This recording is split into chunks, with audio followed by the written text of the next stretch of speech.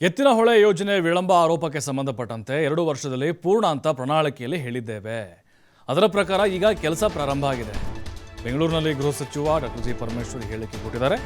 ಅಂದರೆ ಎತ್ತಿನಹೊಳೆ ಯೋಜನೆ ಈ ಬಯಲುಸೀಮೆಯ ಪ್ರದೇಶಗಳಿಗೆ ನೀರು ತರುವಂಥ ಯೋಜನೆ ಇದು. ಒಂದು 7-8 ವರ್ಷ ಆಗಿ ಶುರುವಾಗಿ ಇನ್ನೂ ಕೂಡ ಕಾಮಗಾರಿ ಮುಗಿದಿಲ್ಲ. ಬಟ್ ಕಾಂಗ್ರೆಸ್ನವರು ಪ್ರಣಾಳಿಕೆಯಲ್ಲಿ ಭರವಸೆ ಕೊಟ್ಟಿದ್ರು, ನಾವು ನಮ್ಮ ಸರ್ಕಾರ ಬಂದರೆ ಪೂರ್ಣ ಮಾಡ್ತೀವಿ ಅಂತ. ಈಗ ಸಹಜವಾಗೇ ಕಾಂಗ್ರೆಸ್ ಸರ್ಕಾರವನ್ನು ಪ್ರಶ್ನೆ ಮಾಡುತ್ತಾ ಇದ್ದಾರೆ ವಿಪಕ್ಷದ ನಾಯಕರು. ಅದಕ್ಕೆ ಉತ್ತರ ಕೊಟ್ಟಿದ್ದಾರೆ. ಕಾಮಗಾರಿಗೆ ಆರಂಭದಲ್ಲಿ 13,000 ಕೋಟಿ ಇತ್ತು, ಅದು ವರ್ಷ ಹೆಚ್ಚಾಗಿ 20,000 ಕೋಟಿಗೆ ಬಂದಿದೆ.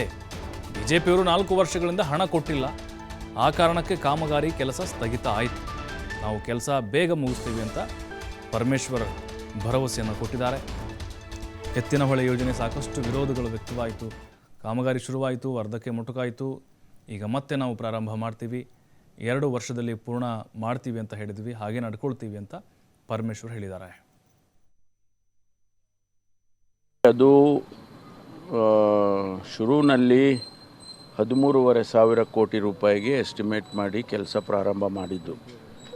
ಅದು ವರ್ಷ ಹೆಚ್ಚಾಗ್ತಾ ಹೋಗಿ ಈಗ 22,000 ಕೋಟಿ ಆಗಿದೆ.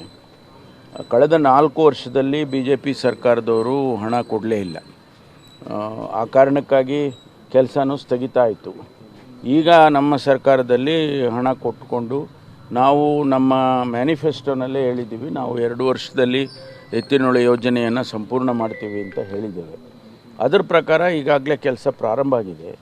ಆ ಕೆಲಸ ಬೇಗ ಮುಗಿಸಿ ತುಮಕೂರಿಗೆ, ಕೋಲಾರಕ್ಕೆ, ಚಿಕ್ಕಬಳ್ಳಾಪುರಕ್ಕೆ ಕುಡಿಯುವ ನೀರಿನ ಯೋಜನೆ ಅದು. ಹಾಗಾಗಿ ಅದನ್ನು ಮಾಡೋದಕ್ಕೆ ಸ್ವಲ್ಪ ಸ್ಪೀಡಪ್ ಮಾಡೋದಕ್ಕೆ ನಾವು ಎಲ್ಲ ಕ್ರಮ ತಗೊಳ್ತೀವಿ. ಅದು ಶುರುವಿನಲ್ಲಿ